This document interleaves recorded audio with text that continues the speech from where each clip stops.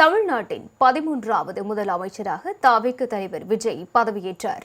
நடந்து முடிந்த தமிழ்நாடு சட்டமன்ற தேர்தலில் விஜயின் தமிழக வெற்றிக் கழகம் 108 தொகுதிகளில் வெற்றி பெற்று தனிப்பெரும் கட்சியாக உருவெடுத்தது. இருப்பினும் பெரும்பான்மைக்கு தேவையான இடங்கள் இல்லாததால் விஜய் முதலமைச்சராக பதவியேற்பதில் சிக்கல் எழுந்தது.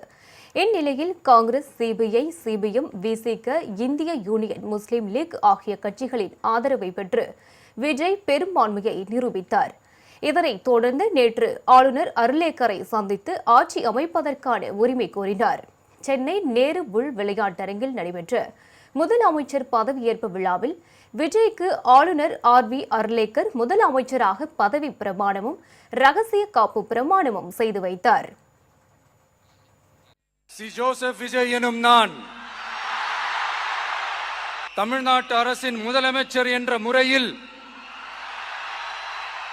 எனது கவனத்திற்குள்ளாவதும் தெரிய வருவதுமான எந்த பொருளையும் முதலமைச்சரின் கடமைகளை உரியவாறு நிறைவேற்ற தேவையான அளவுக்கன்றி ஒருவரிடமோ பலரிடமோ நேர்முகமாகவோ மறைமுகமாகவோ அறிவிக்கவோ வெளிப்படுத்தவோ மாட்டேன் என்று ஆண்டவன் மீது ஆணையிட்டு உறுதிமொழிகிறேன். அவரைத் தொடர்ந்து அமைச்சர்களாக என் ஆனந்த், ஆதவ் அர்ஜுனா, அருண்ராஜ், செங்கோட்டையன், வெங்கடரமணன், நிர்மல்குமார், ராஜ்மோகன், TK பிரபு, கீர்த்தனா ஆகியோர் பதவியேற்றுக் கொண்டனர்.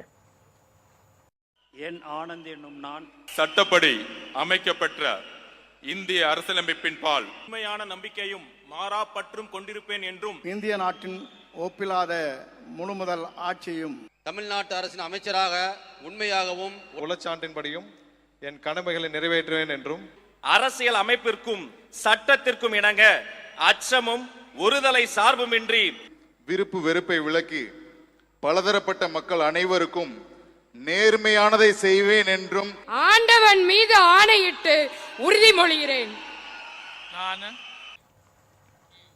இதனைத் தொடர்ந்து 2 மாதங்களுக்கு 200 யூனிட்கள் கட்டணமில்லா மின்சாரம் இலவசம் என்ற முதல் கோப்பில் கையெழுத்திட்டார். பின்னர் சிங்கப்பெண் சிறப்பு அதிரடி படையை உருவாக்குவதற்கான கோப்பிலும் மாவட்ட வாரியாக போதைப்பொருள் தடுப்பு படை பிரிவு கோப்பிலும் விஜய் கையெழுத்திட்டார்.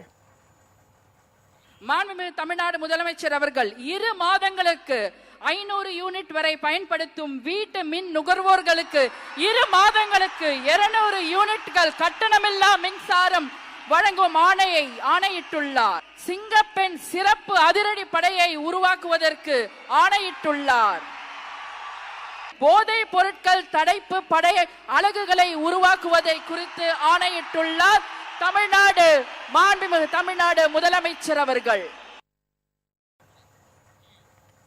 இந்த பதவியேற்பு நிகழ்ச்சியில் மக்களவை எதிர்க்கட்சித் தலைவர் ராகுல் காந்தி, தமிழ்நாடு காங்கிரஸ் தலைவர் செல்வ பெருந்தகை, கன்னியாகுமரி நாடாளுமன்ற உறுப்பினர் விஜய் வசந்த் உள்ளிட்ட காங்கிரஸ் தலைவர்கள், கம்யூனிஸ்ட் கட்சிகளின் தலைவர்கள், விசிகாவினர் மற்றும் திரையுலகினர் பலரும் பங்கேற்றனர்.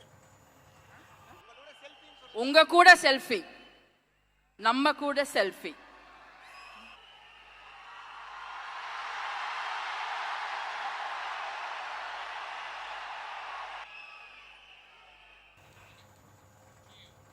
தொடர்ந்து தலைமைச் செயலகத்திற்கு சென்ற முதலமைச்சர் விஜய் காவல்துறையினரின் அணிவகுப்பு மரியாதையை ஏற்றுக்கொண்டார். இதனை அடுத்து தனது அலுவலகத்திற்கு சென்ற அவர் முதலமைச்சர் நாற்காலியில் அமர்ந்து பொறுப்பை ஏற்றுக்கொண்டார்.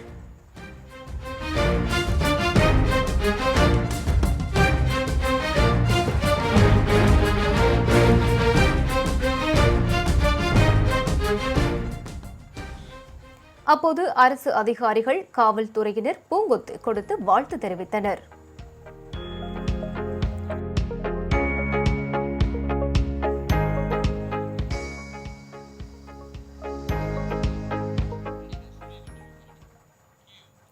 மே 13ஆம் தேதிக்குள் சட்டமன்றத்தை கூட்டி பெரும்பான்மையை நிரூபிக்க வேண்டும் என ஆளுநர் தெரிவித்துள்ளார்.